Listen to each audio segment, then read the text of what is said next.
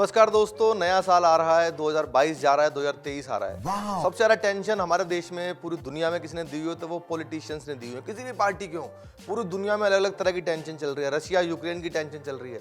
अच्छा, हम क्या करें? हमारा तो रशिया भी दोस्त है, यूक्रेन भी दोस्त है। तो मेरा एक दोस्त बोला, यार हम क्या करना चाहिए कि जिससे दोनों की लड़ाई रुक जाए, क्या सोल्यूशन क्या है? हमारे दोनों दोस्त है। मैंने कहा बहुत सिंपल है यार, यूक्रेन को बोलो कि अपनी तोप के अंदर पतंजलि का शैम्पू डाल के फायर कर दो। बोलो उससे क्या होगा? मैंने कहा रूसी भाग जाएगी। तो हमारे देश में सबसे ज्यादा टेंशन नेताओं ने दी हुई है। एक से बढ़ के एक नेता है। मैं कुछ नेताओं को आपके बीच में प्रस्तुत करूंगा, आपको लगे कि वे आ गए हैं तो मुझे बताना। एक नेता है लालू प्रसाद यादव। लालू जी का भाषण सब लोग सुनते हैं, बहुत लंबे लंबे भाषण देते हैं, सब लोग पसंद भी करते हैं। लालू जी एक बार भाषण दे रहे थे, सामने इंटेलिजेंट लोग बैठे हुए थे। लालू जी ने 1 घंटे भाषण दिया, लड़का उठा एक लाइन में लालू जी को निपटा दिया। लालू जी जैसी माइक पे आए, नरेंद्र मोदी, नरेंद्र मोदी, भाइयों बहनों अच्छा दिन है। नरेंद्र मोदी, कब अच्छा दिन आएगा? कब आएगा अच्छा दिन? कब? नीचे से एक लड़का उठा, बोला जी 9वीं फेल आपका लड़का उप मुख्यमंत्री बन गया और कितने अच्छे दिन लोग हैं। एक से बढ़ के एक नेता है सर। एक नेता है क्या थे, नवजोत सिंह सिद्धू। मैं लाफ्टर शो में था, हम लोगों को माइक ले जाकर रखना होता था, उनको हंसना होता था, पर वो हमसे पहले ही शुरू हो जाते थे। और आपने सिद्धू जी का भाषण सुना होगा। एक बार अगर सिद्धू जी भाषण देना शुरू कर दें, या तो भगवान रुकवा सकता है या इमरान रुकवा सकता है। एक नया लड़का आया, उसने जैसे लिया के माइक रखा, गुरु मैं कहता हूं तुझ में वो बात है, तू ही है जो सागर को नदी दशक को सदी बना देगा। माय डियर फ्रेंड, तुझ में वो कला है, नदियां नाले पर्वत झरने का अगर सागर। बंदा डर गया, बोला जी माफ करो, मैं तो माइक टेस्ट करने आया था। एक से बढ़ के एक नेता है, सबका भाषण देने का अंदाजा लगा। अभी चाइना ने हिमाकत की हमारे भारत में घुसने की और हमारे सैनिकों ने उसको भगाया। आपने हमारे देश के रक्षा मंत्री राजनाथ सिंह जी का भाषण संसद में सुना होगा।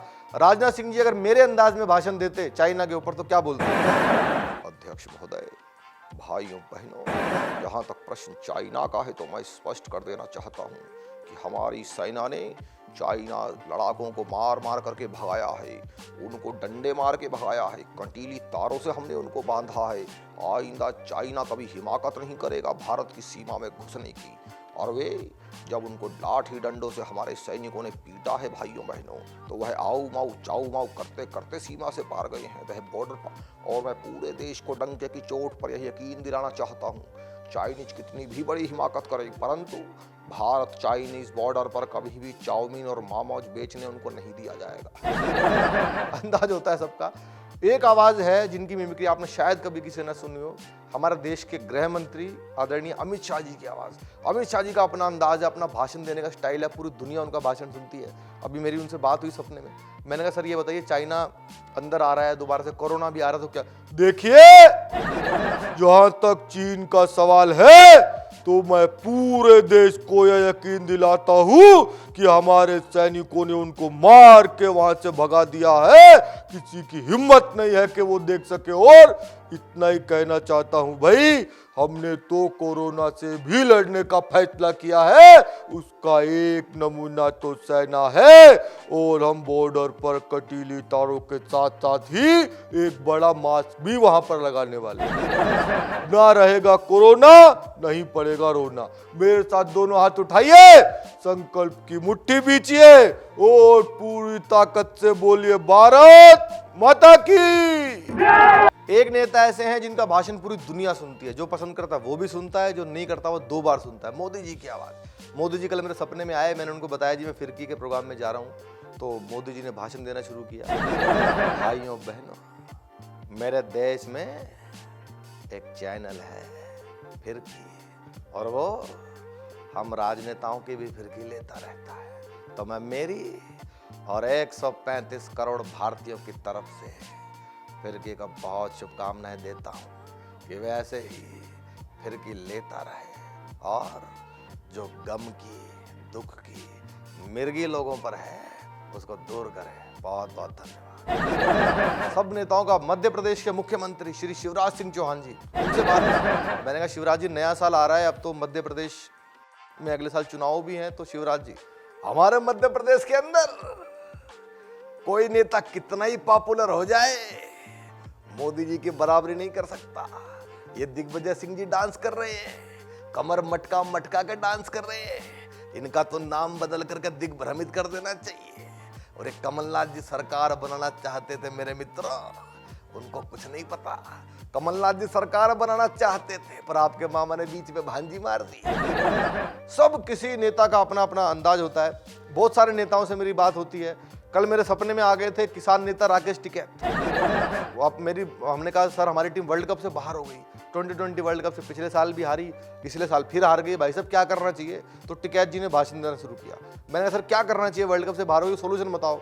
आंदोलन होगा, आंदोलन होगा, हाँ पूरा करेंगे पूरा। मैंने कहा जी कहाँ? हाँ ये करेंगे आईसीसी के गेट पे करेंगे। आईसीसी? हाँ ये जो इंटरनेशनल कांग्रेस कमेटी जो क्रिकेट करवाती है वहां करेंगे ये आंदोलन, पूरा करेंगे और मांग करेंगे। मैंने कहा जी क्या मांग करोगे? मांग करेंगे कि दोनों मैच जो हारे हैं दोबारा करवाओ, ये मैच दोबारा होंगे और रन रेट का कानून बनेगा। इसका रन रेट बढ़ गया, उसका रन रेट कौन बढ़ाता है? रन का रेट, ये रन का रेट कौन लेता है उसकी जांच करवाओ। एक और समस्या है क्रिकेट में। मैंने कहा जी क्या है? अंपायर उंगली उठा के आउट देता है, बैट्समैन इशारा करता है, अंपायर किसी से बात करके नोट आउट कर देता है। ये कौन है बीच में अंपायर से जिसकी बात होती है? कौन बात करता है? उसकी जांच करवाओ। आंदोलन होगा, पिच पे बैठेंगे और विकेट की बजाय गन्ने गड़ेंगे मारे। सबका अंदाज है, बहुत सारी आवाजें हैं, लेकिन एक आवाज ऐसी है जिसके बिना मिमिक्री पूरी होगी नहीं। वो हमारे आदर्श हैं, हमारे बड़े भाई श्री राहुल गांधी जी। कॉमेडी में वो मेरे सीनियर हैं। वो कब क्या बोल जाते हैं कुछ नहीं, हमारा किसी पार्टी से कोई लेना देना नहीं। अभी राहुल जी की पद यात्रा चल रही है। मैं तो कल एक दोस्त को बोल रहा था, मैंने कहा यार जो हालत कांग्रेस की चल रही है, हाथ तो उनका जनता ने घिस दिया, पद बचे थे वो राहुल जी पद यात्रा में घिस देंगे। तो राहुल जी का अंदाज देखना, अगर राहुल जी आपके फिरकी चैनल पे आते तो कैसे भाषण देते, वो कुछ भी बोल सकते हैं। देखिए भैया, ये जो फिरकी है, ये जो चैनल है, ये जो कॉमेडी है, ये कैसे होती है? How is it possible? ये कॉमेडी कैसे होती है भैया? ये कोई नहीं बताएगा भैया, मैं बताता हूं, मैं आपको बताता हूं। ये जो चैनल वाले हैं ये हमें पे करते हैं भैया, कॉमेडियन को बुलाते हैं तो कॉमेडी होती है। सिंपल है, सिंपल, खत्म भैया, टाटा, गए, बाय बाय। अब आएगा मजा भैया, अब आएगा मजा। ये नेताओं की टेंशन है, लेकिन हमारा इतना बड़ा देश है, नेताओं ने टेंशन दी तो कुछ लोग ऐसे भी आए जिन्होंने नेताओं को टेंशन दी, जैसे बाबा रामदेव। बाबा ने भी कम टेंशन नहीं दी है। अब ये नहीं पता कि इस पार्टी को ज्यादा दे रहे हैं, उस पार्टी को ज्यादा दे रहे हैं। कल बाबा ने अपना एक मंच बनाया हुआ था, सबको योग सिखा रहे थे। अचानक बाबा की एक आंख फड़कने लगी। करा करने से होता है करा। किसी ने कहा बाबा आपकी आंख में कुछ प्रॉब्लम है क्या? नीचे बैठ जा, कपालभाति कर रही है। तो अभी एक नेता खड़ा हुआ, बोले बाबा हमें भारत से करप्शन खत्म करना, क्या करे बताओ? कुछ नहीं करना, पहले चटाई बिछाओ, चटाई बिछाओ, अब अपना पेट धीरे धीरे अंदर करो। इतना भी नहीं कि वापस आए तो किडनी भी पहचानने से इनकार करे, धीरे धीरे करो। एक नेता खड़ा हुआ, बोले बाबा पेट अंदर बाहर करने से करप्शन कैसे करता जा, पेट तो कम होगा। तो भी बाबा ने लोम कपाल भांति प्राणायाम खूब करवाया। एकदम अचानक उठे, बाहर निकल के देखो करप्शन बिल्कुल खत्म हो गया। बाबा कैसे हो गया? अरे तुम सारे यहाँ बंद हो, फैलाएगा कौन? थैंक यू, बहुत बहुत शुक्रिया, फिरकी का धन्यवाद, थैंक यू।